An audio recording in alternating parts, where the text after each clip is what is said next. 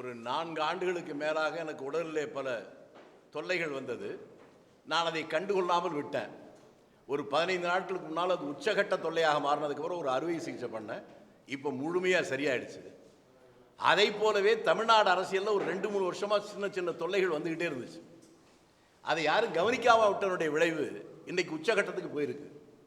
அரசியலுக்கே சம்பந்தமே இல்லாத சின்ன பையன்லாம் கோயில் மாடுன்னு சொல்லுவாங்க கிராமங்களில். அது எந்த தோட்டத்தில் வேணாலும் மேயும், எந்த வயலில் வேணாலும் மேயும், யாரும் அதை ஒன்றும் பண்ண மாட்டாங்க. அதுபோல தமிழக அரசியலே தன்னை ஒரு கோயில் மாடாக நினைத்து கொண்டிருந்த ஒரு அடிமாடு இன்றைக்கு எல்லாவரையும் பற்றி பேச ஆரம்பிச்சது. அது யாருன்னு உங்களுக்கே புரியும். அவர் யாருன்னா, கரூர் மாவட்டம் பரமத்தி அப்படிங்கிற ஊருக்கு பக்கத்தில் சூடாமணின்னு ஒரு பஞ்சாயத்து. அந்த பஞ்சாயத்தில் இருக்க ஒரு சின்ன ஹாம்லெட் வில்லேஜ், அது பேர் பொத்தம்பட்டின்னு பேர். அந்த ஊரில் பிறந்த சாக்ரட்டிஸ் பேரன், அரிஸ்டாட்டிலுக்கு அக்கா மகன், அரசியலுக்கு அவர் தான் அத்தாரிட்டி, அண்ணாமலை. அவர் பேசுவது அப்புறம் இருக்கட்டும், நான் முதல்ல ஒரே ஒரு கேள்வி அவருக்கு வைக்கிறேன். இவர் கர்நாடகத்திலே IPS அதிகாரியாக இருக்கிற போது நான் கன்னடன் என்று சொல்லிக் கொள்வதிலே பெருமை அடைகிறேன், சாகும் வரை கன்னடனாகவே வாழ்வேன், காவிரி பிரச்சனை வந்தால் கர்நாடகத்துக்கு ஆதரவாகத்தான் இருப்பேன் என்று பேசினாரா இல்லையா? தமிழ்நாட்டுக்கு வந்தவுடன் மராட்டியத்தினுடைய மாவீரன் சிவாஜி அவர் 1962 சென்னையில் வந்து காளியாம்பாள் கோயிலில் கும்பிட்டாருன்னு ஒரு சொன்னார். இப்படி ஒரு மன நோயாளியை தமிழ்நாடு அரசியலில் ஒரு தலைவரை போல கொண்டு வந்தது தமிழ்நாடு அரசியலுக்கே ஒரு அவமானத்தை உருவாக்கி இருக்கிறது. நான் உங்களுக்கு தெரிவதற்காக சொல்றேன்.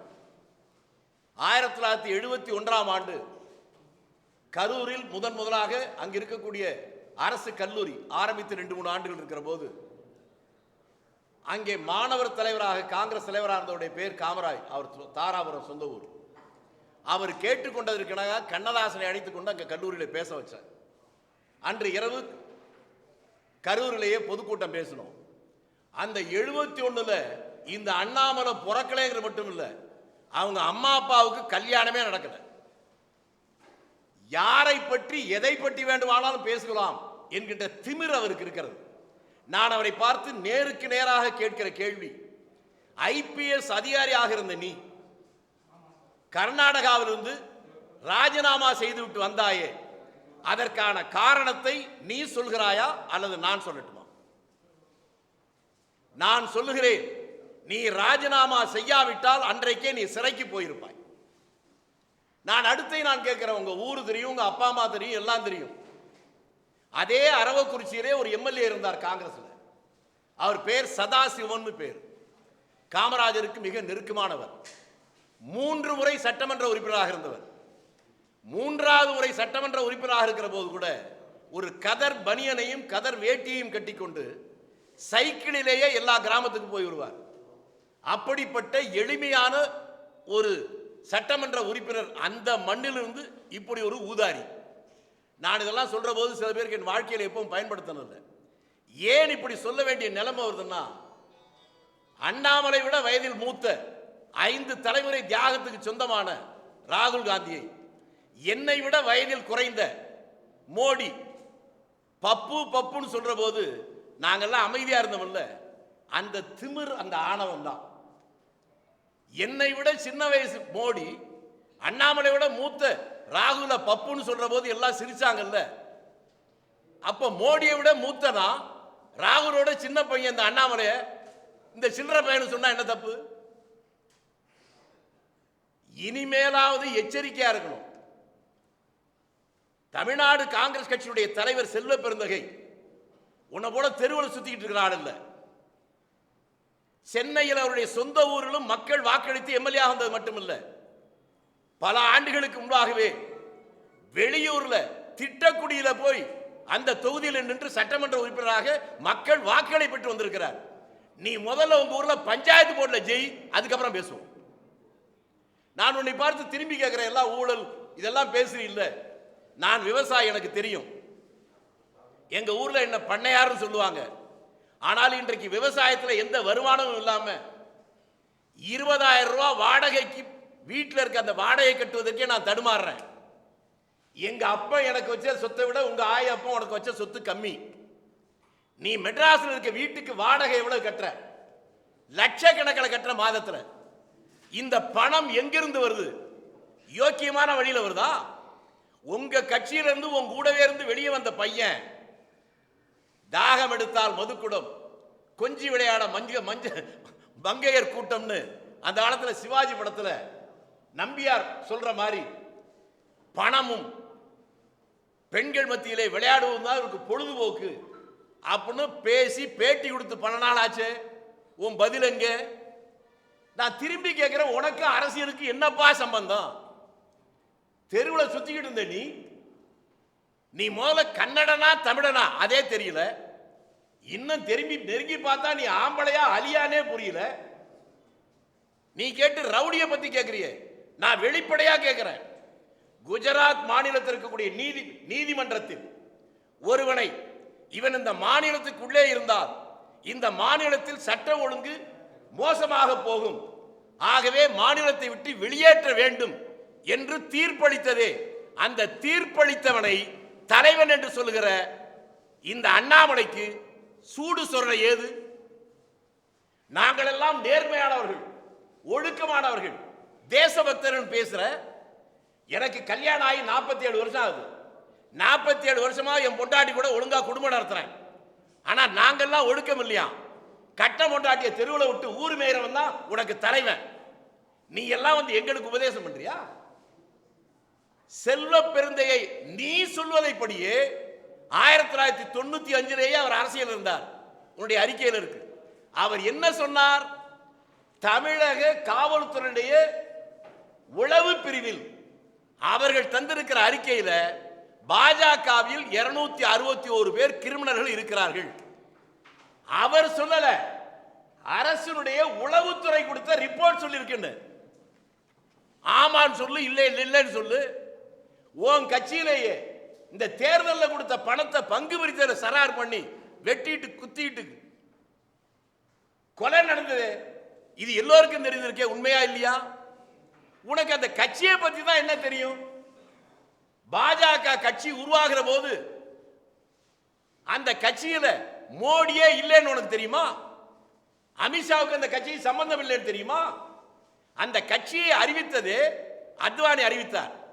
வலதுபுறம் வாஜ்பாய், இடதுபுறம் இந்த பேராசிரியர், 2 பேர் இருக்கிற போது அறிவித்தவர் அத்வானி. அப்ப என்ன கொள்கைன்னு உனக்கு தெரியுமா? இன்னைக்கு சனாதனத்தை பேசுற பத்திரிகைகள் இங்க வந்திருக்கவங்க, உங்க பத்திரிகை எடுத்து பேருங்க. அந்த அதுல இருக்கும் பத்திரிகையாளர்கள் கேள்வி கேட்கிறாங்க, ஜனசங்கத்தினுடைய மறுபதிப்பான்னு கேட்கிறாங்க. இல்லை என்கிறார் அத்வானி. இது புதிய சிந்தனை, புதிய கொள்கைகள், புதிய சித்தாந்தம், அந்த அடிப்படையில் உருவாகிற கட்சின்னு சொல்றார். அப்படி என்றால் இந்த கட்சியுடைய கொள்கை என்ன என்று சொல்கிற போது இது காந்திய கொள்கைகளை ஏற்றுக்கொண்டிருக்கிற கட்சி. எங்கடா வந்துச்சு உங்க சனாதனம்? இங்க இன்னைக்கு புதுசா சொல்றிய, எங்களுக்கு நீ வந்து கத்துக் கொடுக்கிறியா பாடத்தை? இனிமேலாவது ஒழுங்கா நவத்வாரத்தையும் மூடிட்டு உட்கார்ந்தீங்கன்னா உனக்கு மரியாதை. இல்லைன்னா கோயில் காடை இல்லை, நான் முதல்ல சொன்ன மாதிரி அடிமாடா மாறிடுவேன். அரசியல் தெரிஞ்சவன் பேசணும். இங்க தமிழ்நாட்டில் வந்திருக்கிற விபத்து என்பது, நான் முன்னால சொன்னேன், அதே அரவக்குறிச்சியில் பிறந்து 3 முறை எம்எல்ஏ இருந்தவர் எவ்வளவு எளிமையாக வாழ்ந்தார். அப்படிப்பட்டவர்களுக்கு தமிழ்நாடு முழுவதும் மரியாதை இருந்துச்சு. இதே நம்ம இருக்கிற இடத்துக்கு பக்கத்தில் கந்தசாமி செட்டியார் ஒருத்தர் இருந்தார். எம்பியா இருந்த ஒருத்தர் இங்க இருக்க கவுன்சிலர் நிற்கிற போது அவரை எதிர்த்து ஜெயிச்சார். சாதாரணமா வந்து போவார். இது மாதிரி தமிழ்நாடு முழுவதும் ஒவ்வொரு, இப்ப நம்ம ராமையா தலைவர் காமராஜருடைய அமைச்சரா இருந்தவர், அவருடைய பையன் இன்னமும் புதுக்கோட்டையில வாடகை வீட்டில் இருக்கிறான். கோயம்புத்தூர்ல எத்தனையோ கோடீஸ்வரர்கள், தலைவர் காமராஜ் போனா அவங்கெல்லாம் மத்திய கவுண்டர் கிரி கவுண்டர் பார்த்து பேச மாட்டார். ஒரு ஓரமா நிக்கிற எல்லம்மா நாயுடு ஒருத்தர், என்ன நாயுடு நல்லா இருக்கான்னு கேட்பார். அவரைத்தான் எம்எல்சி ஆக்கினார். சாகிற போது சொந்த வீடு அவருக்கு இல்ல, கட்சி ஆபீஸ்லயே படுத்து செத்து போனார். கோமதி சங்கர தீட்சிதர் திருநெல்வேலி மாவட்டத்தில் புறம்போக்கில் இருந்தவர். அவரை எம்எல்ஏ ஆக்கியார்கள். 2 முறை எம்எல்ஏ இருந்தார். சாகர வரை அவருக்கு சொந்த வீடு கிடையாது. இதாண்டா காங்கிரஸ். கல்யாணம் பண்ணதே மறைச்சு உங்க தலைவன் கல்லூரியில் படிச்சாரு சொல்லல அண்ணாமலை. எந்த கல்லூரியில் படிச்சாரு? அவர் கூட படிச்ச 4 பேர் பேரை சொல்றான். நான் தூக்கல தொங்குறேன். உங்க வாழ்க்கையில உங்க கட்சியில எவனாவது உண்மை பேசுற ஒரு ஆள் உண்டா? எங்க அப்பா கொடுத்த சொத்தை நான் சொல்லிட்டேன். உங்க அப்பா அம்மா அவனுக்கு கொடுத்த சொத்தை சொல்லு. இந்த நிலைமை நீடிச்சா தமிழ்நாட்டில் ஒரு ஐபிஎஸ் ஆபீசர் உன்னை விட பெரிய பதவியில் இருந்தவர், அவர் பொண்டாட்டி இப்பதான் டைவர்ஸ் பண்ணிச்சா. இப்படியே போய் பேசினா ஓம் பொண்டாட்டி உன்னை டைவர்ஸ் பண்ற நாள் ரொம்ப தூரத்தில் இல்லை. அதை புரிஞ்சுக்கிட்டு இனிமேலாவது இந்த வேலையை விட்டணும். இவரை பார்த்து இந்த கேள்வி கேட்கிற அண்ணாமலைக்கு ஒரு பாமரன் கேட்டா பரவாயில்லை. நான் இதை தெரிவதற்கு இன்னொன்றையும் சொல்லி விடுகிறேன். இவர் சொல்ற அந்த கொலை வழக்கு அதை விசாரணைக்கு நடக்கிற போது இந்த சென்னையுடைய சிட்டி போலீஸ் கமிஷனர் படிக்கிற போதே என்னுடைய நண்பர். அப்போதே செல்வ பெருந்தகை எனக்கு தெரிவதற்கு முன்பாகவே இந்த வழக்கு என்னன்னு தெரியும். இதுல எனக்கு இருக்கிற அனுபவம் என்ன தெரியுமா? எமர்ஜென்சி பீரியட்ல என் மீது வழக்கு, கொலை சதி வழக்கு 53 முறை கோர்ட்டுக்கு போயிட்டு வந்தேன். கடைசியில் போலீஸே அந்த வழக்கை வித்ட்ரா பண்ணிச்சு. அப்ப நான் என்ன கொலைகாரன் அர்த்தமா? அதை போல செல்வ பெருந்தையர் மேல போட்ட வழக்க காவல்துறையே வித்ட்ரா பண்ணதுக்கு அப்புறம் நீ என்னடா ஐபிஎஸ் ஒழுங்கா படிச்சு பாஸ் பண்ணியா இல்ல குறுக்கோடியில ஏதாவது பாஸ் பண்ணியா? வழக்கு போட்ட போலீஸே வித்ட்ரா பண்ணிருச்சு. இப்ப அவர் மீது அந்த வழக்கு இத்தனாம் தேதி இந்த செக்ஷன்ல போட்டாங்க. ஏடா பைத்தியக்கார பேர கீழ்ப்பாக்கத்தில் அடைக்க வேண்டியவனை போய் ஒரு கட்சிக்கு தலைவரா போட்டிருக்காங்க. தமிழ்நாட்டில் இருக்கக்கூடிய ஒரு தேசிய கட்சியின் ஒரு பட்டியலினத்தை சேர்ந்த ஒருவர் படுகொலை செய்யப்படுகிறார். அங்கே நீ விசாரிக்க போனவன் வெளியே வந்த உடனேயே இன்னொரு பெரிய தேசிய கட்சியுடைய தலைவராக பட்டியலினத்தை சேர்ந்த ஒருவரை பற்றி இவ்வளவு கேவலமா பாசினா உனக்கு இருக்க தான் என்கின்ற அகம்பாவம், ஆணவம், நீ பேசுகிற தலையிலிருந்து பிறந்தவன், தோல்ல இருந்து பிறந்தவன், இடுப்புல இருந்து பிறந்தவன், காலில் இருந்து பிறந்தவன் என்று பேசுகிற அந்த திமிரது, அந்த திமிரை அடக்கி கொண்டிருந்தால் உனக்கு நல்லது, இல்லை என்றால் விபரீதத்தில் முடிந்துவிடும் என்பதை சொல்லுகிறேன். உனக்கு தெம்பு இருந்தால், நேர்மையான வழியில் உன்னுடைய பிறப்பு இருக்குமானால் இதை பற்றி விசாரிக்கலாமா? ஒரே மேடையில் விவாதிக்க தயாரா? நீ சொல்ற இடத்துக்கு நான் வர்றேன், உங்க ஊருக்கே வரட்டுமா? இல்லைன்னா உங்க கமலாலயம் இருக்குல்ல, அங்கே வர்றியா? நான் தனியா வர்றேன். உன் ரதகஜ தொடர்பாதைகளாம் வச்சுக்கிறியா? மீண்டும் உன்னை பார்த்து கேட்கிறேன். உங்க கமலாலயத்தில் ஒரு படம் இருக்கு, செண்பகராமன் பிள்ளை படம். அந்த படம் எப்படி வந்துச்சு, யாரால வந்துச்சு சொல்றா பாப்போம். நான் வாழ்க்கையில் இப்படி பேசுறது இல்லை. ராகுல் காந்தி என்கின்ற ஒரு பெரிய வரலாற்று சிறப்புமிக்க 5 தலைமுறை தியாகம் பண்ணவனை பார்த்து சின்ன பையன் பொடியன்னு, அதை விட பொடி பையன் இந்த சில்லற பையெல்லாம் பேசுவதற்கு விட்டம் இல்லை. அதனுடைய விளைவு தான் இன்னைக்கு விஷயத்துக்கெல்லாம் போதுங்க. எங்க கட்சியில் அவர் காந்தியவாதின்னு சொல்லிட்டாராம் செல்வ பெருந்தகை. அதை கேலி பண்றியா? எங்க கட்சியில காந்தி மட்டும் இல்லடா, நேதாஜி இருந்தார். அதை பார்க்கணும்னு நினைச்சீங்கன்னா அதுக்கு நாங்க தயார் தான். உன்ன மாதிரி புறம்போக்கெல்லாம் பார்த்து ஒதுங்கி போறவன் இல்ல காங்கிரஸ்காரன். வெள்ளைக்காரன் 200 ஆண்டு காலங்கள் இந்தியாவை ஆண்ட போது நீயும் உங்க ஆர்எஸ்எஸ் கட்சியும் பிரிட்டிஷ் ராணிக்கு ஆதரவாக வரவேற்பு கொடுத்த நேரத்தில் அவர்களை எதிர்த்து போராடி அடியும் உதயம் வாங்கி சுதந்திரத்துக்காக போராடிய எங்கிட்ட வந்து வேலையை காட்டியா? இதை நிறுத்திக் கொள்வது நல்லது. நான் உனக்கு கேட்பது, கர்நாடகம் உனக்கு முன்னாலே எனக்கு தெரியும். ஹெக்டே முதலமைச்சராக வந்த உடனேயே ஒரு வாரத்திலே அவர் பேசிய முதல் பொதுக்கூட்டம் நாகர்கோயிலில் நாங்க ஏற்பாடு பண்ண கூட்டம். அவர் முதல் மந்திரியா இருக்கிறபோது பாதி நாள் அங்கேதான் இருப்பேன். அதுக்கப்புறம் எஸ்.எம். கிருஷ்ணா அவர் வந்த போதும் அப்பதான் இருப்பேன். கார்கே அவருடைய அமைச்சர்கள் அமைச்சராக இருந்தார். உங்கள் பத்திரிகையாளருக்கு சொல்வதற்காக சொல்லுகிறேன். நக்கீரன் பத்திரிகையுடைய நிருபர் சிவசுப்பிரமணியன் ஒருத்தர், அவர் கைது செய்யப்பட்ட இங்கே மிக மோசமாக பாதிக்கப்பட்ட நேரத்தில் நக்கீரனுடைய ஆசிரியர் வந்து என்னிட்ட தான் வந்து கேட்டார், செத்து போயிடுவா போல் இருக்கு, குடும்பமே வந்து அழுகுது, காப்பாத்துங்க. அன்றைக்கு தலைவராக வந்திருந்த இளங்கோவனிடம் அவரிடம் சொல்லி, அவரும் நானும் 2 பேரும் போய்த்தான் எஸ்.எம். கிருஷ்ணாவிடம் சொல்லி, அப்பொழுது சாங்கிலியானா என்று இவனை போலவே ஒரு மோசமான ஐபிஎஸ் அதிகாரி, அவனை தான் போட்டு அடிச்சது. அவன் கன்னட தமிழர்கள் விரோதத்தை உருவாக்குறவன், என்கிட்ட சொல்லிட்டீங்க, ஒரு 4 நாள் டைம் கொடுங்க, நான் விடுதலை பண்றேன் என்று எஸ்.எம். கிருஷ்ணா சொன்னார். அதே மாதிரியே விடுதலை பண்ணார். அதுக்கு பின்னால அண்ணாமலைக்கு புரிவதற்காக சொல்றேன், தேவகவுடாவும் நானும் கர்நாடகத்தில் எங்கெல்லாம் தமிழர்கள் இருக்கிறார்களோ அத்தனை ஊர்களிலும் அவரும் நானும் அப்போதே பேசியிருக்கோம். அவர் மகன் தேவகவுடா உச்சகட்டத்தில் இருக்கிற போது அவருக்கு டிரைவரா இருந்தவனுடைய பேர் ராஜா. அவன் திருநெல்வேலி மாவட்டத்தை சேர்ந்தவன். அப்பவே 25 வருடங்களாக அவர்கிட்ட டிரைவர். தேவகவுடாவுடைய யாரெல்லாம் வேண்டிய அந்த மாநிலம் முழுக்க இருக்கானோ அவ்வளவு பேரையும் அவனுக்கு தெரியும். அப்பெல்லாம் குமாரசாமி அரசியலுக்கே வரல. அதுக்கப்புறம் குமாரசாமி அரசியலுக்கு வந்து, நீ கர்நாடகத்துக்கு போய் பெரிய ஐபிஎஸ் புடுங்கி, நீ ஏண்டா டேய், நான் வெறும் ஆளு, எனக்கு என்ன பாதுகாப்பா இருக்கு, நான் தனியா தான் இந்தியா புறம் போறேன், நீ ஐபிஎஸ் தானே, உனக்கு எதுக்குடா பாதுகாப்பு, அரசாங்க பாதுகாப்பு, நீ ஆம்பளையா இருந்தா வேணான்னு சொல்லு. எனக்கு ஒரு கட்டத்தில் அரசாங்க பாதுகாப்பு தரேன்னு சொல்லுச்சு, வேண்டான்னு சொன்னேன். பிறப்புக்கு நான் காரணம் இல்லை, இறப்பும் என் கையில் இல்லை என்பதை உணர்ந்தவன் நான். உன்ன மாதிரி பயந்தாங்கொள்ளி கோழைகள் பெட்டைகள் நீங்க தானே பாதுகாப்போட போவீங்க. இன்னைக்கு பிஜேபியில் இருக்க எவனுக்கு போலீஸ் பந்தோபஸ்து இல்லாம வெளியே வர்றான்? நாங்கெல்லாம் அப்படியா வர்றோம்? நாங்க பார்த்துட்டா 90 வயசு மொராய் தேசாய் விமான விபத்து தொடர்ந்து விழுகிற நேரத்தில் அவர் மேலிருந்து குதிச்சு தப்பி வர்றார். 35 வயசு 40 வயசு பைலட்லாம் செத்து போறான். அதெல்லாம் பார்த்துட்டோம். நடந்து போய் கழுத்தடிக்கு விழுந்து செத்தவனையும் பார்த்துட்டோம். அதனால பிறப்புக்கு நாம் காரணம் இல்லை, இறப்பு நம் கையில் இல்லை என்று தெளிவா இருக்கிறோம். நீங்க தான் அஞ்சு சாகிறவர்கள்.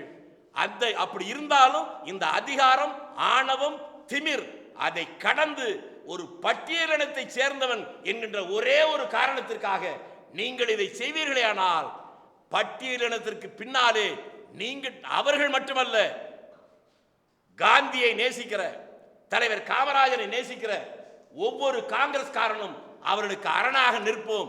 முடிந்தால் வந்து பார். உனக்கு ஆண்மை இருந்தால் இந்த பிரச்சனை பற்றி, ரவுடிசத்தை பற்றி விசாரிக்க எந்த மேடைக்கு வேண்டுமானாலும் நான் வர தயாராக இருக்கிறேன். அண்ணாமலையே, நீ தயாரா இல்லையா சொல். தயார் என்றால் நீ ஆம்பளை, ஒத்துக்கிறேன். இல்லைன்னா நான் முன்னால சொன்ன மாதிரி நவத்வாரத்தையும் மூடிக்கிட்டு ஓரமா.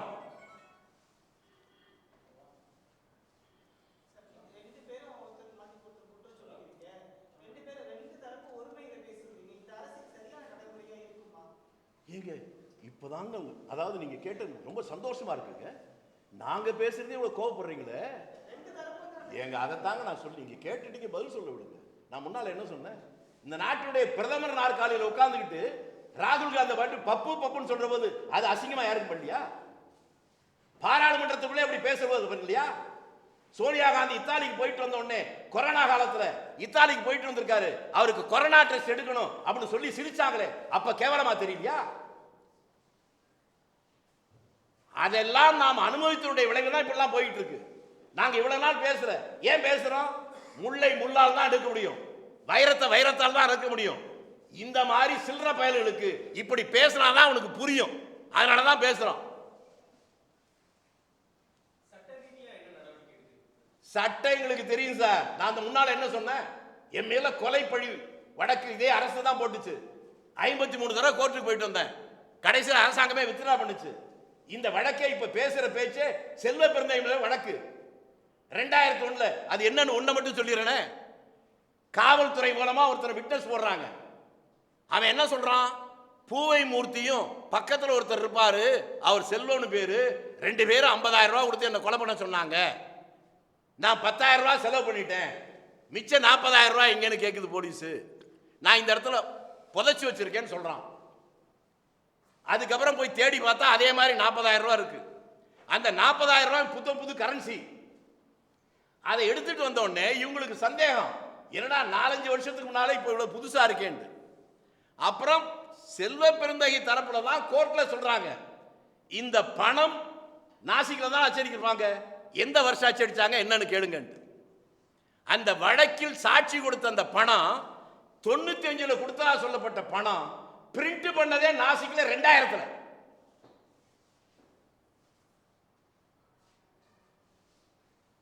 சொராபுதீன் கேஸ் தெரியுமா? பில்கிஸ் பானு குஜராத்ல இருந்து தெரியுமா? கற்பழிச்சவன் எல்லாம் கண்ணியவான் சொல்லி ரிலீஸ் பண்ண இந்த உத்தம புத்திரனுங்க சோறு திங்கிறவனா இருந்தா எப்ப அந்த பொண்ணு திரும்பி சுப்ரீம் கோர்ட்டு போய் மீண்டும் வழக்கு வந்து குஜராத் அரசு போட்ட அபிடவிட் என்ன? நாங்களா விடுதலை பண்ணல, மத்திய உள்துறை அமைச்சரிடம் கேட்டுதான் நாங்கள் விடுதலை செஞ்சோம். இதுவரை ஆமான்னு சொல்லியிருக்காங்களா இல்லைன்னு சொல்லியிருக்காங்களா? உன் பொண்டாட்டிக்கு உங்க அக்கா தங்கச்சிக்கு இப்படி நடந்திருந்தா, ஒரு பெண் 5 மாத கர்ப்பிணி பெண்ண 10 பேர் கற்பழிச்சு அவனுடைய சின்ன குழந்தைய செவுத்துல அடிச்சு கொன்னு அவங்க வீட்டில் இருக்கிற 2 பேரை கொலை பண்ணி இவ்வளவு நடந்ததுக்கு அப்புறம் அவர்கள் சிறையில் இருந்து விடுதலை செய்யலாம் சுதந்திர தினத்தன்னைக்கு கேட்டா கண்ணியவான்களாம். இந்த கட்சிக்கு தலைவன் சொல்லிட்டு மானம் கெட்டு போய் எங்களை பார்த்தா கேள்வி கேட்கிற? மீண்டும் சொல்லுவதுதான், நீ சொல்ற இடத்துக்கு வர தயார், கமலாலயத்துக்கு வர்ற. இந்த கட்சிக்கு முத தமிழ்நாட்டில் யார் தலைவனா இருந்தானா உனக்கு தெரியுமா? அன்றைக்கு இந்த கட்சியில சோத்துக்கு வழி இல்லாம திருக்கோயிலூர் சுந்தரன் ஒருத்தன் 5-6 மொழியில பேசிட்டு இருப்பான். சட்டை வேட்டி கூட அந்த துவச்சு போட்டு வருவான். கோவிந்தசாமின்னு ஒரு ஆள் நல்ல சாப்பாடா அடைவான். சங்கர்னு ஒருத்தன் எக்மோர்ல வீடு. இவங்க எல்லாம் சோத்துக்கு வழி இல்லாம அலைஞ்சான். உமாபாரதியும் கோவிந்தாச்சாரி தமிழ்நாட்டை சேர்ந்தவன். இவெல்லாம் அகில இந்திய ரீதியில் வந்தவனுங்க. ஒண்ட வந்த பிடாரி ஊர் பிடாரியை அடக்கியதை போல இவங்களுக்கு ஒரு மோடியிலிருந்து அண்ணாமலை வரை இந்த கட்சிக்கே சம்பந்தம் இல்லடா. கட்சியை ஆரம்பிச்சு வச்ச அத்வானியவே கேவலப்படுத்திட்டு அது ஆரம்பிக்கிற போது கட்சியில் இருந்தீங்களா? நீங்கள்லாம் சேர்ந்து மக்கள் ஏமாந்த நேரத்தில் ஏற்றம் கொண்டோர் புலி வேஷம் போடுகின்றார், புல்லல வேணும் மதிக்கின்றாரா? பாரதிதாசன் சொன்ன கவிதை வரி அது இன்றைக்கு இவங்களுக்கு பொருந்தும். இனியும் இவர்களை விட்டு வைத்தால் அரசியல் கேலிக்கூத்துடைய சிகரத்துக்கு போய்விடும் என்பதால் அவர்கள் மொழியிலேயே அதை சந்திக்க நாங்கள் தயாராகிவிட்டோம். நீங்களே அவரிடம் கேட்டு இடத்தையும் நேரத்தையும் தேதியையும் சொன்னால் அவர்கள் சொல்லுகிற இடத்துக்கு தன்னந்தனியாக இந்த வேலுசாமி என்கின்றவன் வர தயார். அவர்கள் தயாரா? அதுதான் உங்களுக்கு முன்னால சொல்.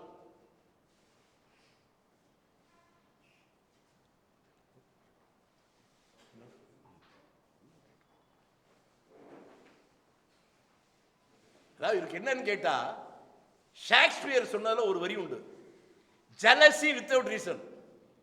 இந்த மனநோயாளி அண்ணாமலைக்கு யாரை பார்த்தாலும் வெறுப்பு, யாரை பார்த்தாலும் குறை சொல்றது. கீழ்பாக்கத்தில் ஏதாவது அட்மிஷன் வாங்கி கொடுத்தீங்கன்னா அந்த குடும்பமாக நல்லா இருக்கும்.